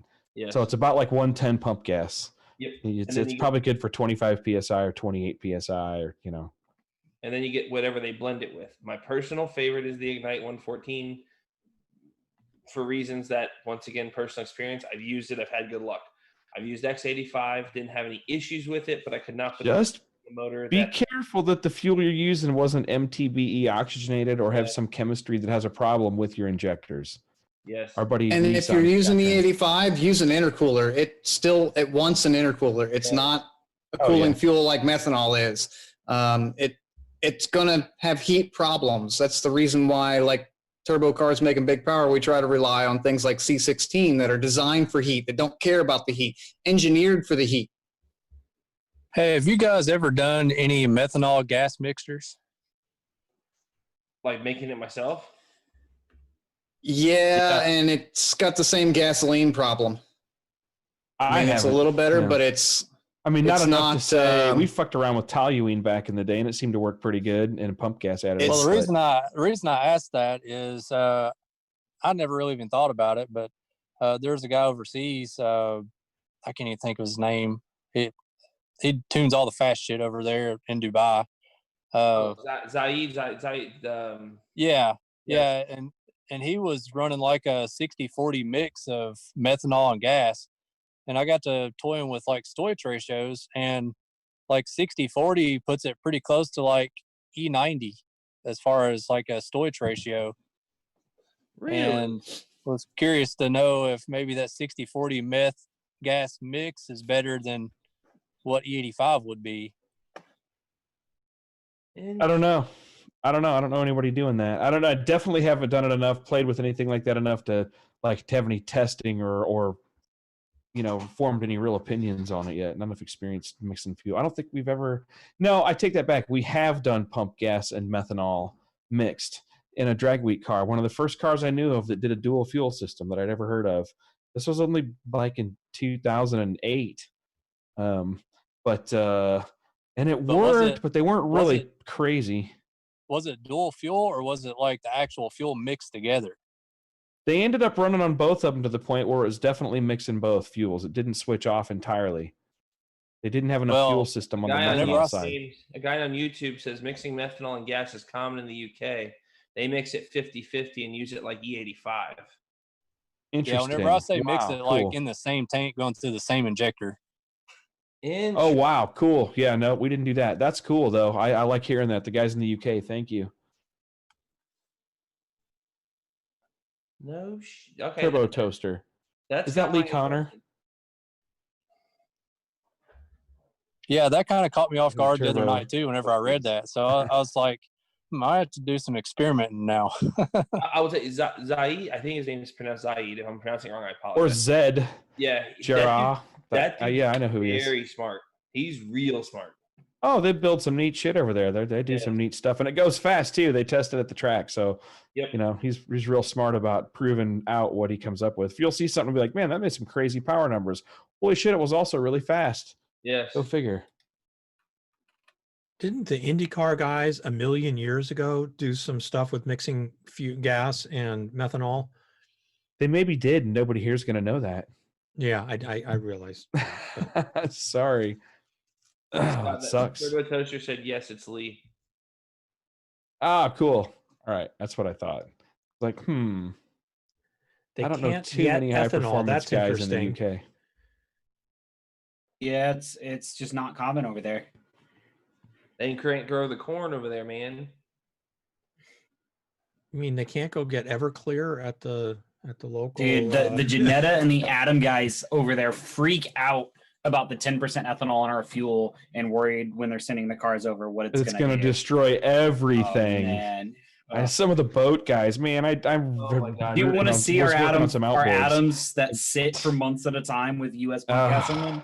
We've got one. I call it a customer car. It's essentially a shop car, an Atom 3 that literally lives in our shop and only goes to the track. The thing's got, I think, 15,000 miles on it, and 13 and change of that are all on the track. That's awesome. Good for them. But no, it's the same thing with the boat crowd, the outboard motors. Oh my God, if you have a drop of ethanol in your fuel, it's the worst thing ever. Jesus, boat guys. Guy's word. Oh, your boat broke down? Don't use the gray fuel lines. Oh my God, they can't be gray. I'm like, oh, shut up. Anyway. There are people still out there making money selling, additives for stuff to solve with that. So, well, I think those additives might work. And I'll tell you this: I know the guys, some road race friends of mine, Jim Hall at TPI Specialties, great friends of the show. We've done many classes at their facility too. just super cool. We go way back, and they make their own race gas on up to like C16 equivalents. I like it. For high boost stuff. They do it all with additives, and they get barrels of the basic 87 octane, whatever the base fuel is, from the petroleum company, and then they'll mix 50 gallons at a time. There's no bullshit. I've seen them making huge power on their engine dyno up there with their own concocted gas. It's like, oh, dude, we haven't bought fuel from such and such. We haven't bought technically race gas for decades. We've made our fuel always. And that was one of my interesting that they're things. Starting with 87 as because the no, base that's your base fuel. That's what everybody starts with. I understand that. It's just interesting that they've got that figured out, because you know, some of the premium gas, especially race gas, comes off higher on the cracking tower, and it's not, you're not going to get there from here with that. From what I understand, God knows I'm not a fuels engineer, but I read stuff. This guy says he's actually used that lead. They're using a flex fuel sensor to adjust fueling, though the fuel increases a lot more than with ethanol. Dude, this has got my mind running right now. Yeah, it's got my attention. So, my concern would be how consistent is it that way? Is there a point where you saturate the ethanol, because of the way I think Evans is mentioning that the way the ethanol sensor works. You would just have to check the scaling. You'd have to physically mix it. And you'd have to know your mixture. Yeah, I was going to say, just and then know run your it mixture through. Value. And I think I was talking to someone else about doing something like that. Not with the mixture like this. They wanted to do some like different map switching based on stuff, but it was in a Haltech 1000 or 2000 that doesn't do 4D mapping. And that was my suggestion. Like, hey, if you're not running E85, run the input instead into an ethanol, a flex fuel input, because you can tell Haltech that your flex fuel sensor is 0 to 5 volt instead of frequency. And you can do it that way, and then you just hijack your scaling to be whatever you want. But what does it all mean, Basil? Okay, so hold on. Ernesto Lowen asks, what compression do you need to run to take advantage of E85 on a naturally aspirated engine? My answer to that is going to be whatever engine you could get away with running about 110 octane race gas, low octane race gas. Just one click above regular pump gas. Whatever engine you can build, because that's going to depend whether it's an import type chamber or it's something more traditional or old school small block Chevy or dirty janky old big block Fords. That's going to differ. But anything that you can get away with about 108 to 110 octane on safely is what define dirty janky old big block Fords. I'm teasing. Well, every big block Ford is old and dirty and janky. Yeah, I know you had mine down to 24 degrees total in Vegas. Right. Just saying. I certainly wouldn't try to use E85 on like a 14 to 1 or 15 to 1 motor. I'd want it like a 12 or 13 at the most. I think you could probably get away with it on that. I don't know that you could get any more than that. Does E85 get a bonus, right? Yes. And my truck does that. It grabs a bonus from it. It gets a bonus on anything on like 9.5 to 1 or higher. Yeah. It's not a lot at 9.5 to 1, but it's a slight difference. And it's not going to be consistent. So some 9.5 to 1 engines will get a big jump if they're very knock limited because of a chamber design. Like Porsche 944s are a terrible chamber design, for example. And they don't like to run too little timing, but you go 4 degrees the other way and they start knocking because they're just garbage tractor engines. But there's a lot of engines like that. The FRS, a lot of the Subaru engines are that way. It doesn't matter what they are. They're just knock limited. So all of them love E85. That was individualized by German engineers. It is not tractor garbage. Oh, I can let you talk. No, Brian. No worries whatsoever. I love 944 guys. They are hilarious to deal with. When we put our Gen 3 Mustang, Coyote motor on the dyno with Tom Van Voot doing it, and so we picked up 20, 22 numbers going from E85 from 91 pump gas. So it was something. Yeah, but how much of that was because you were turning up the timing when you were more of a safety margin? On that engine, it will do that. But the factory timing is already pretty retarded just to be safe anyway, in case you get a bad batch of fuel. So, I mean, one of those things you're doing there is you're cranking in more timing. I guarantee he was adding timing, which that engine is detonation limited. So it'll keep making power as you keep adding timing. That's why I always do the, leave 5 or 10 horsepower on the table kind of thing. My point being that the delta, whatever we could do to maximize the output with the E85, the delta wasn't all that much. That's my point. It was under 5%. So it's like, the question was, what do you get? And that's a 12-to-1 motor. I mean, that's factory static 12-to-1. Yeah, there's you're gonna have everybody give you different experience and argue about that till they're blue in the face. Some engines are good at it, but if you're severely knock limited, then you're probably going to see more. But there's a lot of other factors at play too. Factory chamber, like Scott said, chamber design and stuff like that. So, which actually, Scott, you sort of mentioned the whole leaving some power on the table. We actually had an interesting sort of confirmation of why you do that when you're on the dyno. We had a Miata that was supposed to make 165 horsepower, and they decided they were going to try a different cam change or a different cam combo on this car, and it only made 135. So that engine builder is scratching his head right now. But that's outside of that, we wanted to run it on both my Dyno Dynamics and our Dynojet just to confirm, because we want to see what it make on the Dynojet. And it was one of those, it severely, their torque gain fell off pretty hard before we got knock. So, we did that. We confirmed it. We went even a couple degrees past just to make sure, pulled it back on the Dyno Dynamics, and the pulls were about the right. Like I spent a lot of time in the seat of Miata. I know how long it takes to get from 3,000 RPMs to redline in fourth gear. Felt right on the Dyno Dynamics. It was loaded right. And I had a sandwich in one hand. Oh yeah. I was literally sitting there looking at my phone trying to pull. It's bad. So we took it off. We put it on our Dynojet. And all of a sudden, so I had my Dyno Dynamics in comparison mode, and that's one of the reasons. Oh, it's going to change if it's on the Dynojet. Yeah, it's kind of like going downhill. So we put it on there, and we dropped 12 horsepower. And we're like, well, maybe the correction factor isn't right. I was like, well, let me see. But my first indication is, one, the pull took way longer, and the car got much richer. I had to take fuel out to get it back. And then while I'm doing that, I was like, well, it seems like the car is being way less efficient. I bet it wants more timing. We had to put almost 3 degrees in it. And when we did that, we hit the number on the head that we made on the other dyno, but it needed 3 more degrees. Now I guarantee this guy's car we've tuned before, and it's. What does your Dyno Dynamics have, a Dynojet mode number scaling or something? Yep. Yeah, I thought so. So we weren't sure how. I've never taken one off and put it on. And James and I have talked about this because he says it's been dead on. This is the first time I've immediately taken a car off one dyno and put it on the other with nothing changed.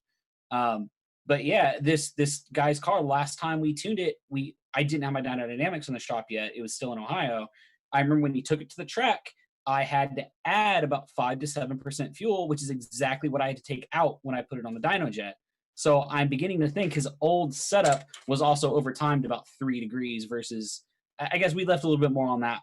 But it was just one of those we talk about always, hey, make the max horsepower, then take 2 to 4 degrees out of it, and then slowly add it back in and see if it goes faster. That's why you do that. It's all about the load too. Yeah. It's one of those on the Dynojet. It's a big drum for a tiny little car. So well, I would almost. Did the runs take longer on the Dynojet than it did on the? Yeah, way longer. Yep. Oh, that's so pathetic. Well, see, the opposite will happen on something that makes torque. Something like a supercharged car. It'll actually twist them up quick, and it'll go lean on the street. Yep, and that's exactly what I've seen. And you don't run on an engine combo like James is talking about. You don't run the max timing to get your MBT that you get on a lighter inertia dyno, and you base it on if it's a shorter duration type pull. If you're not able to duplicate, that long hard pull, because the next thing guys will do is go out and go roll racing, and stay in it for 25, 30 seconds, and you don't have that right. That sucks. The motor just eats itself to death. Yep. It's always easy to add it back in when it needs it. It's never nice to take it out when you learned you didn't. Right. That's why you leave some on the table, man. Let all this stuff just work itself out. Especially with forced induction cars. I can turn the boost up 2 pounds and make up for what I might be missing. Yeah, I mean that's Oh, there been goes my Bill's red thing again. It's an alcohol, it's a blood alcohol content detector. Yeah, that's what it is. He's sitting on the I'll ethanol just leave detector. It looks like he's Guardians of the Galaxy. Yeah, Content something. sensor, right? Deadpool. He's like, son of a bitch, this thing was working great for like 2 hours before we started the show. Yeah, and then plop. Yeah, I've got to work on my lighting. See, look, it's I love better. the backdrop. It looks I great. raised my, I Raise your waved hand my up. hand around and that fixed it. What the is that? The Yeah, white so one. I got all fancy here, although I'm using just the track lights that were already in this room to illuminate the green screen. But I've got these Nice. fancy Elgato Mondo Bondo lights that are on me, and that Yeah. interaction between those seems to be something to do with this issue. So No, it's good though. It looks good otherwise I'll when it's figure it working out. right. Other than figure your it out. purple.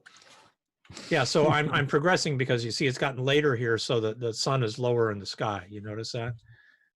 Oh. Kidding.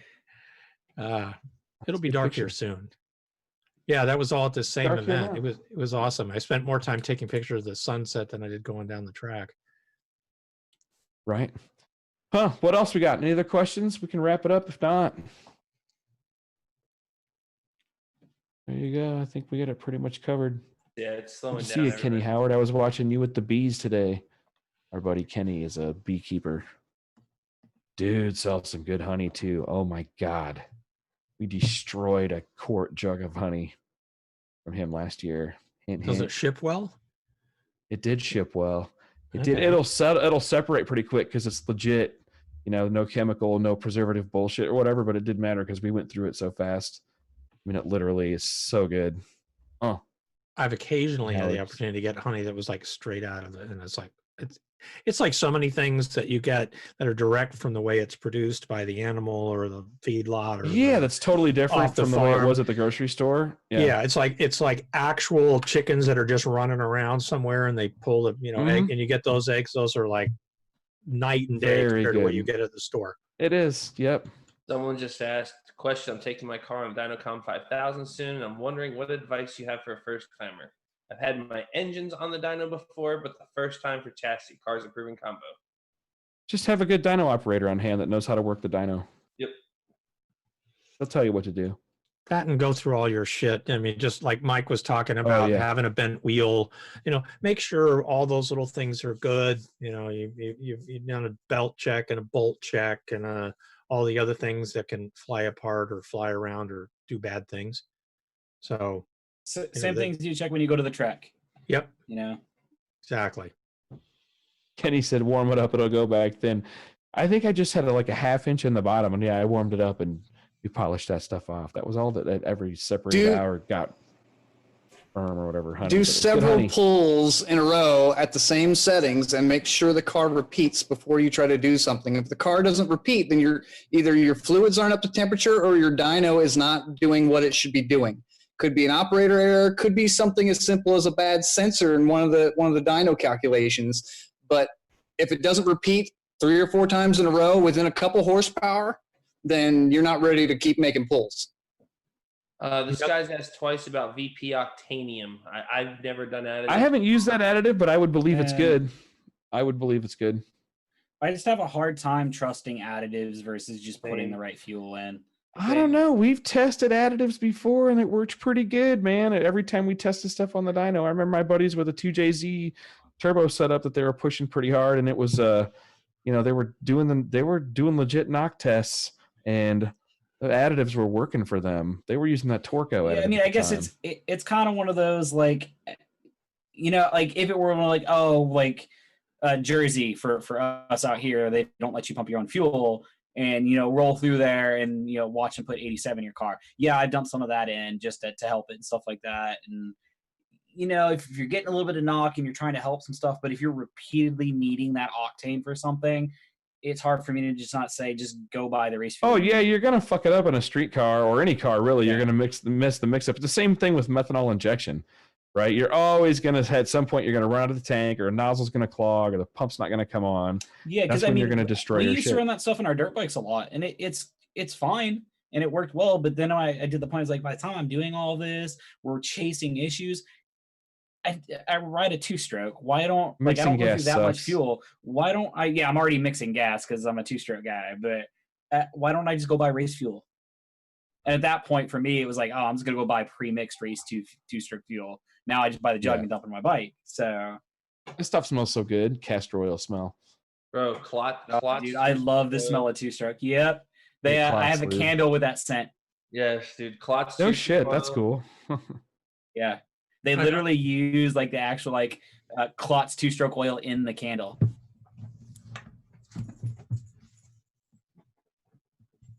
I've been watching an exchange here between guys talking about static compression doesn't matter on pump gas. It's dynamic cranking cylinder pressure. Well, yeah, that's true. But there is sort of a design point. So like I'll use my motor as an example. It's a 12-to-1 big block Ford with a very efficient chamber. But this says mid 250 duration. Mine's high 280, high 290 at 50, and on a 116. So with that same stroke. So yeah, there's a lot of variables in that. You got to sneak up on it. And the other thing I wanted to go back to James Ferguson, who asked about going to a chassis dyno for the first time. And some of you guys can comment on this with more experience than I've had, but I've driven the car on the dyno a few times. There is a little bit of art and science to driving the car on the dyno and doing the proper things. And if you're not comfortable with it, it may be better to have the dyno operator or somebody else who works at that dyno to drive the car than have you drive the car and do something bad. So I don't know what you guys think, but yeah, knowing how to properly abort a pole, and even things like knowing, like, I can tell when a strap is loosened just a little bit. Yep. And get out and check it before it becomes a problem. So it's definitely nice. After every pull, just do it. Just do it. Yeah. Sorry. Anything high horsepower, like once you get up into any kind of level or any kind of violent car, just check the straps every pull. Just going to give a shout out to listener Mike Vernon. Did you guys see his post on Facebook? No. He's a cop that works night shift, and listening to Real Tuners on nights is as important as snacks and energy drinks. I like Thanks, it. buddy. yes, Congrats, buddy. That. Awesome. Yeah, thank be you. safe, man. We appreciate your service. That's Yeah, awesome. we That's do. cool Really that you listen to us. I'm sorry that you have to listen to us, but thank you. No, I think it's Just awesome. kidding. You know, It is cool. We need, We like police hearing and that. fire, everybody to listen to Oh us. God, because, yes. You know, we're the comic relief because those guys are doing Gearhead hard work. cops are the best cops too. They're the Well, they're best cops. They're the one that are going to let Bill off the hook in his neighborhood. Oh yeah, well, When I lived in Tennessee, I had a buddy of mine who got pulled over by the cops, and the cop literally pulled him over to ask him the question, "Hey, are you the guy that outran Floyd the other night?" Has like a GTO, and the other guy had a Corvette, and he wanted, are you the guy that outran Floyd? You know, yep, I'm the guy. Okay, it's cool. Just wanted to check out the car. Thanks. Yeah, so Gearhead policemen are the I best. love those guys. We had a situation. Oh, we had man. made the tow to Phoenix for an event. Actually, it was coming back from one of the drag weekends where we had a little minor issue. In any event, so I got the car on the because I got the little cheap ass open trailer, and we're trying to get back. So I'm making about 85, and we've crossed into California. And I don't know if you know, but California still has this stupid law about towing no faster than 55 with a car. And you can't be in the right lane at all. Yeah, or the left lane at all. Yeah, and all that. So I was in the left lane. I'm going 85, and all of a sudden, we get lit up from well back. I said, oh man. And we pull over, and the guy says, "Yeah, let me get your license, and I want to go check out a couple of things." And I said, "What the hell does that mean?" And then I see him back, and he's with the flashlight looking under the car. It's like, what is this? And he came back and see how said, you did your 4-link. yeah, well, it was kind of like that. He said, God, it was so low. I wanted to see how you could sit like that. And he said, drive a little careful, maybe tone it down a little bit, have a great night. And it was like, oh my God, because I thought Outstanding. it was dead. So yeah. Good dudes. Yep, absolutely. Thank you. Oh, very cool. So what else is shaking? Don't make us wind it down. Jason's got his finger on the outro music button. Oh no. Take a drink. We don't I'm get to, out. cheers. Shit's out. Oh, Yeah, guys saying race fuel expensive in Canada. I guess apparently we're pretty spoiled here in the U.S. with our fuel options. We're real spoiled here, man. Even Guys as are much as paying I more bitch for their about pump gas E85 here in Europe. but Oh, I God, still there are can't Canada's be parts kinda of weird. Europe where they pay E85. the same per liter that we pay per gallon. So it's like I just like, Yeah. God, how do you I justify think that? Perduto shits a brick every time I send him a picture of what I pay for E85. Yes. It's fucking terrible. I get That is funny because you can get it by the barrel from the plant up where I just moved away from recently, up in the Nebraska area. You can actually. Yeah, we used to do that in Indiana. We would go Yeah, to yeah. Ignite and pick in the up the same fuel. way, but like Kearney, Nebraska, you can go. There's a place that makes it. The corn goes in and ethanol barrels come out in trucks, and you can go buy it by the barrel right there. It's fresh too. It's good stuff. E90. We've been picking it up by the barrel. It's not really that much cheaper for X85 or something by the barrel. It's convenient. But it's about the right size. Right. I don't have to drive an hour to go get it, haul it around. It shows up on a pallet at the shop. We unload it. And we started doing it because we got tired of going and picking up X85 5-gallon jugs all the time for tuning customer cars. Because a lot of times we'll use X85 and we'll mix it down when we're tuning a customer car on E85. And then we'll go put actual pump E85 in it and verify that we're good on whatever the garbage 75% we usually get out of the pump here. So we have a place down here called Pure Power E85, and he's put pumps in at random gas stations around Orlando. And he does a custom blend. It's like 15%. I think it's 100 octane and the 85%. And I just literally was at the pump the other day, and Barnhill's going to shoot me. It's $2.69 a gallon at the pump. I pay more than that for garbage. I pay like what did the last time I sent it to you was like $3.90 a gallon or some shit. I think it's $1.53 a gallon off the highway right now. Yeah, when I went to Grid Life or whenever I go to Ohio with my trailer, I think last time I did it, I filled up a 55-gallon drum for $1.65 a gallon. Yep. Nice. But then I just started running 3 cars on it, and like a month later, I'm like, where's all my E85? Yeah, well, it burns fast. I'm just happy that we have E85 at the pump here finally in Southern California, which right now is running 275 or something like that, which I don't think is bad, considering we couldn't get it for a decade after everybody in the Midwest had it. But of course, it's more expensive than Florida. It's the Wild Wild West down here, man. I'm telling you. I like it. Everything I hear about, including Prager talks about the differences between California and Florida. So Dennis Prager. So. Florida?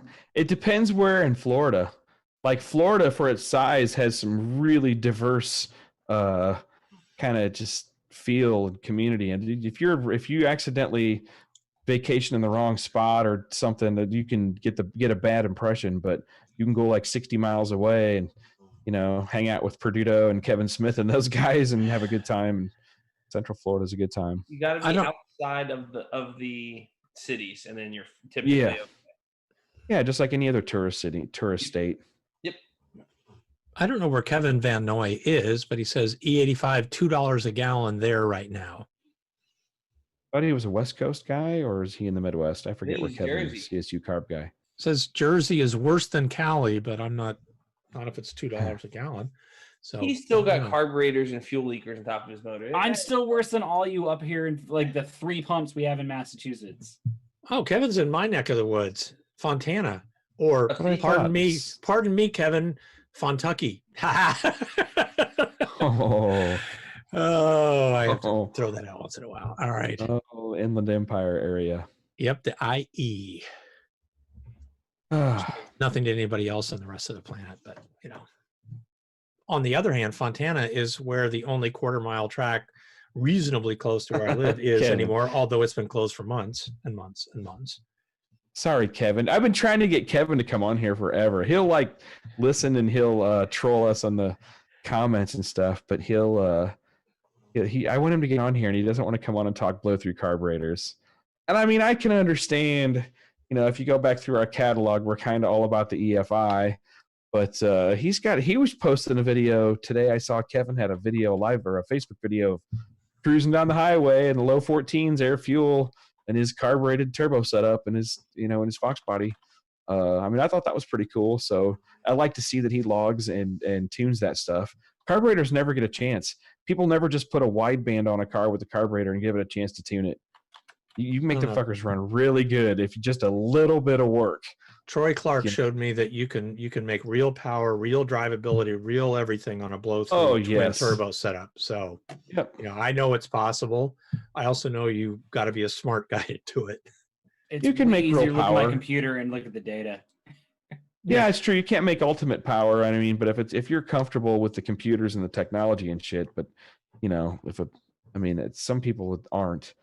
So, got to meet them halfway. What else?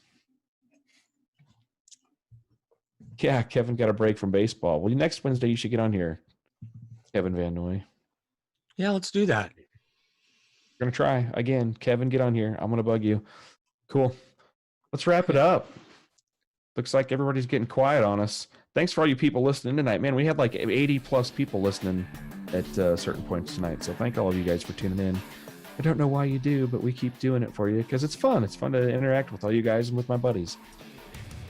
So, ready? All right. Well, we're going to bring it out. My producer says we can roll. So thanks again, everybody, for tuning in. Gentlemen, good seeing you guys again this week. We'll see you guys next week. Try to get Kevin Van Noy, flow-through carburetor expert, on here. Let's do that. Let's absolutely do that. If not, we're going to send Bill out to find you. Oh, God. But anyway, so, all right. Well, everybody take care and have a wonderful week and a good holiday. Have a safe New Year. Please be safe out there, especially if you're racing. And everybody kind of take care of yourselves, and we will talk to you in a week.